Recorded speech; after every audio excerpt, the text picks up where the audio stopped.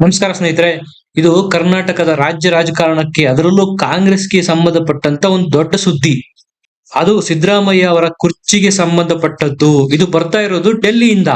CM ಬದಲಾವಣೆ ಆಗ್ಬೇಕು ಅಂತೇಳಿ ಡಿ ಕೆ ಶಿವಕುಮಾರ್ ಅವರು ಎಷ್ಟೆಲ್ಲಾ ಜಟಾಪಟಿ ಆಡಿದ್ರು. ಈ ನಡುವೆ ಈಗ ಅದೇ ಸಿಎಂ ಕುರ್ಚಿಗೆ ಸಂಬಂಧಪಟ್ಟಂತೆ ಬಹುದೊಡ್ಡ ಬ್ರೇಕಿಂಗ್ ನ್ಯೂಸ್ ಬರ್ತಾ ಇದೆ ಡೆಲ್ಲಿಯಿಂದ. ಸ್ನೇಹಿತರೆ, ಈ ವಿಚಾರದಲ್ಲಿ ಈಗ ಮಧ್ಯಪ್ರವೇಶ ಮಾಡಿರೋದು ಕಾಂಗ್ರೆಸ್ನ ಹೈಕಮಾಂಡ್. ಇದರಿಂದಾಗಿ ಈಗ ಕುರ್ಚಿ ಬದಲಾವಣೆಗೆ ಬಹುದೊಡ್ಡ ಟ್ವಿಸ್ಟ್ ಸಿಕ್ಕಿದೆ. ಏನ್ ಈ ವಿಚಾರ ಎಲ್ಲದರ ಬಗ್ಗೆ ಮಾಹಿತಿ ಕೊಡ್ತೀನಿ. ಚಾನೆಲ್ ನ ಸಬ್ಸ್ಕ್ರೈಬ್ ಮಾಡಿ, ಲೈಕ್ ಮಾಡಿ, ಶೇರ್ ಮಾಡಿ.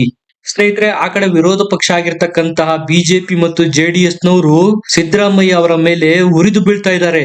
ವಿಧಾನಸಭೆಯ ಒಳಗೆ ಮತ್ತು ಹೊರಗೆ ಧರಣಿ ನಡೆಸ್ತಾ ಇದ್ದಾರೆ. ಸಿದ್ದು ನೇತೃತ್ವದ ಸರ್ಕಾರದ ಭ್ರಷ್ಟಾಚಾರಗಳನ್ನು ಬಯಲಿಗೆ ತಂದು ಒಂದರ್ಥದಲ್ಲಿ ಅಕ್ಷರಶಃ ಸಿದ್ದರಾಮಯ್ಯನವರನ್ನ ಬಿಜೆಪಿಯವರು ಅಟ್ಯಾಕ್ ಮಾಡೋದ್ರಲ್ಲಿ ಕಾಂಗ್ರೆಸ್ ನಲ್ಲಿ ಒಬ್ಬಂಟಿಯಾಗಿ ಹೋಗ್ಬಿಟ್ಟಿದ್ದಾರೆ ಸಿದ್ದರಾಮಯ್ಯನವರು.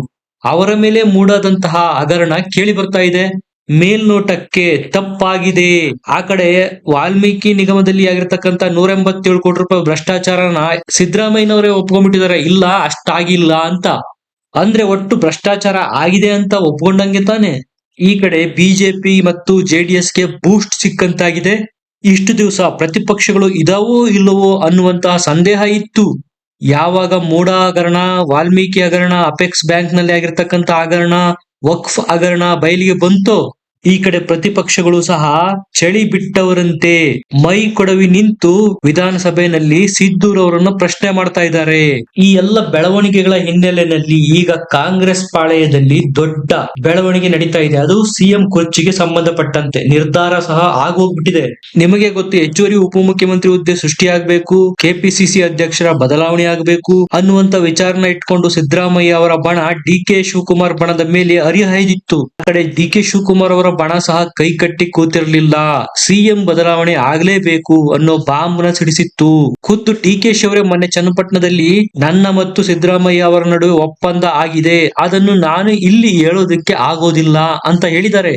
ಯಾವಾಗ ಉಪಮುಖ್ಯಮಂತ್ರಿ ಹುದ್ದೆ, ಸಿಎಂ ಬದಲಾವಣೆ, ಕೆಪಿಸಿಸಿ ಅಧ್ಯಕ್ಷರ ಬದಲಾವಣೆಗೆ ಸಂಬಂಧಪಟ್ಟಂತೆ ಸಿದ್ದು ಮತ್ತು ಡಿ ಕೆ ಶಿವಕುಮಾರ್ ಬಣದ ನಡುವೆ ವಿವಾದ ಏರ್ಪಡ್ತೋ, ಇದು ರಾಜ್ಯ ನಾಯಕರಿಂದ ಬಗೆಹರಿಸೋದಿಕ್ಕೆ ಆಗ್ಲಿಲ್ಲ, ಸೆಂಟ್ರಲ್ ಹೋಯ್ತು. ಹೈಕಮಾಂಡ್ ಮಧ್ಯಪ್ರದೇಶದಿಂದ ಅದು ಈಗ ಸ್ವಲ್ಪ ತಣ್ಣಗಾಗಿದೆ.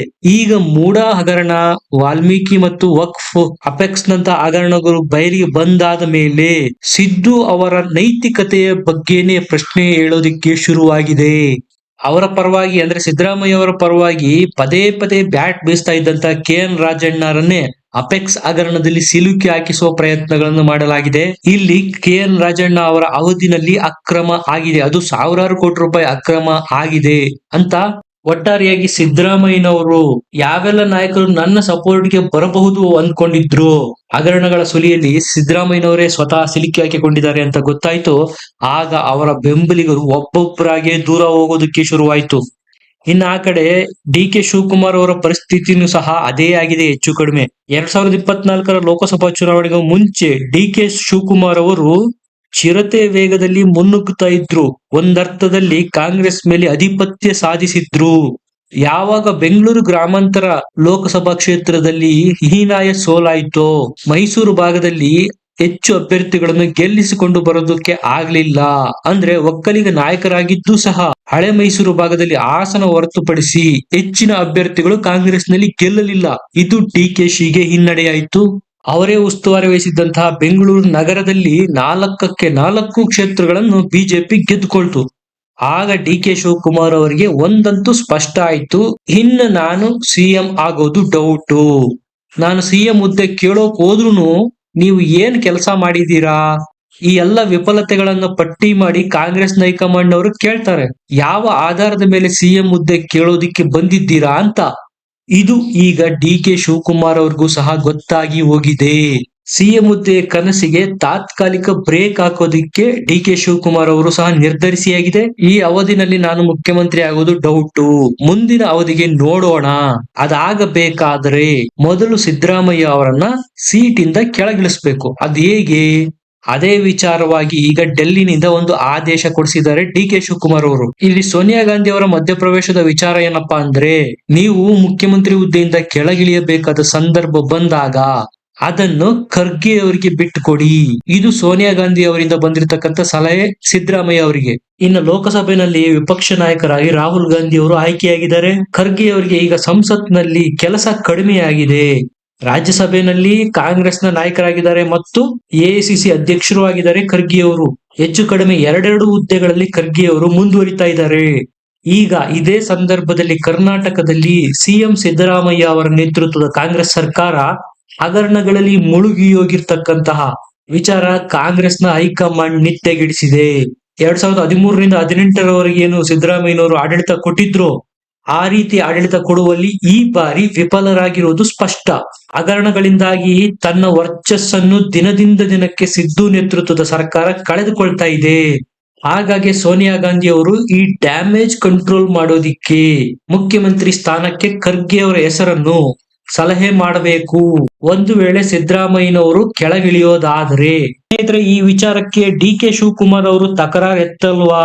ಇದಕ್ಕೆ ಉತ್ತರ ಇಲ್ಲ. ಇದಕ್ಕೆ ಕಾರಣ ಖರ್ಗೆ ಅವರು ಹಿಂದುಳಿದ ದಲಿತ ಸಮುದಾಯಕ್ಕೆ ಸೇರ್ತಕ್ಕಂತ ನಾಯಕರಾಗಿದ್ದಾರೆ. ಒಂದು ವೇಳೆ ಅವರು ಮುಖ್ಯಮಂತ್ರಿ ಆಗೋದಕ್ಕೇನಾದ್ರೂ ಈಗ ಡಿ.ಕೆ. ಶಿವಕುಮಾರ್ ಅವರು ತಕರಾರು ಎತ್ತಿದರೆ ಒಬ್ಬ ದಲಿತ ನಾಯಕರ ಮುಖ್ಯಮಂತ್ರಿ ಪಟ್ಟಕ್ಕೆ ಅಡ್ಡಗಾಲಾದ್ರು ಅನ್ನೋ ಮಾತುಗಳು ಕೇಳಿ ಬರುತ್ತೆ.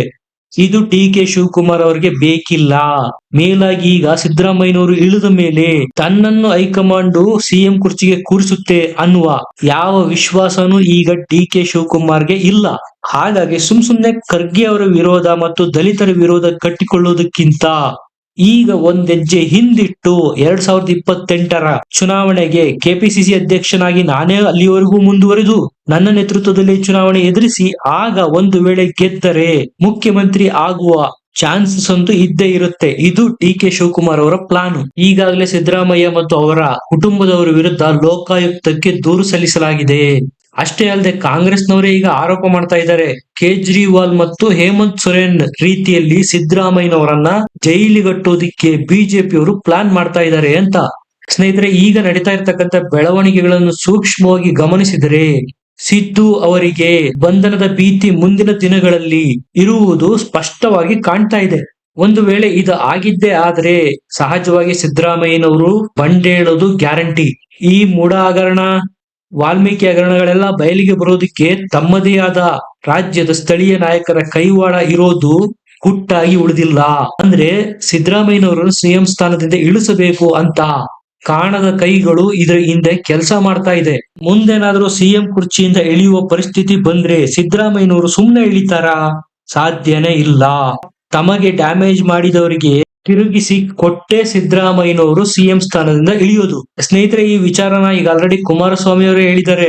ಮೂಢ ಹಗರಣದ ಹಿಂದೆ ಮಹಾನಾಯಕನ ಕೈವಾಡ ಇದೆ ಅಂತೇಳಿ ಡಿ.ಕೆ. ಶಿವಕುಮಾರ್ ಅವರ ವಿರುದ್ಧ ಪೊಟ್ಟು ಮಾಡಿ ತೋರಿಸಿದ್ರು ಇಂಡೈರೆಕ್ಟ್ ಆಗಿ. ಸ್ನೇಹಿತರೆ, ಇಲ್ಲಿ ವಿಚಾರ ಇಷ್ಟೇ, ಡಿ.ಕೆ. ಶಿವಕುಮಾರ್ ಅವ್ರಿಗಂತೂ ಈಗಿನ ಪರಿಸ್ಥಿತಿಯಲ್ಲಿ ನಾನು ಸಿಎಂ ಆಗೋದು ಡೌಟ್ ಅಂತ ಗೊತ್ತಾಗಿದೆ.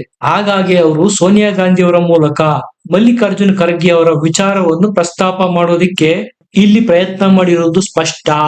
ಆ ಮೂಲಕ ಮೊದಲು ಸಿಎಂ ಸ್ಥಾನದಿಂದ ಸಿದ್ದೂರನ್ನು ಕೆಳಗಿಳಿಸಬೇಕು. ಆ ನಂತರವಷ್ಟೇ ತನ್ನ ಪ್ಲಾನ್ ಬಿ ಅಂದ್ರೆ ತಾನು ಸಿಎಂ ಆಗುವ ಯೋಜನೆಗೆ ಚಾಲನೆ ಕೊಡುವ ಎಲ್ಲ ಸಾಧ್ಯತೆಗಳು ಇದೆ. ಅದಾಗಬೇಕು ಅಂದ್ರೆ ಸಿಎಂ ಸ್ಥಾನದಿಂದ ಸಿದ್ದು ಇಳಿಬೇಕು, ಆ ಸ್ಥಾನಕ್ಕೆ ಖರ್ಗೆ ಬರಬೇಕು. ಇದನ್ನೇ ಈಗ ಸೋನಿಯಾ ಗಾಂಧಿ ಅವರು ಸಲಹೆ ಮಾಡಿರೋದು. ನಿಮಗೇನನ್ಸುತ್ತೆ? ಕಮೆಂಟ್ ಮಾಡಿ ತಿಳಿಸಿ. ವಿಡಿಯೋನ ಲೈಕ್ ಮಾಡಿ, ಶೇರ್ ಮಾಡಿ, ನಮ್ಮ ಚಾನೆಲ್ ನ ಸಬ್ಸ್ಕ್ರೈಬ್ ಮಾಡಿ. ಮತ್ತೆ ಸಿಗೋಣ. ನಮಸ್ಕಾರ.